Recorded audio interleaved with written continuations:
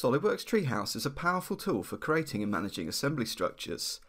Now in Treehouse 2018, it's even easier to view a specified area of an assembly by using the new Zoom to Area command.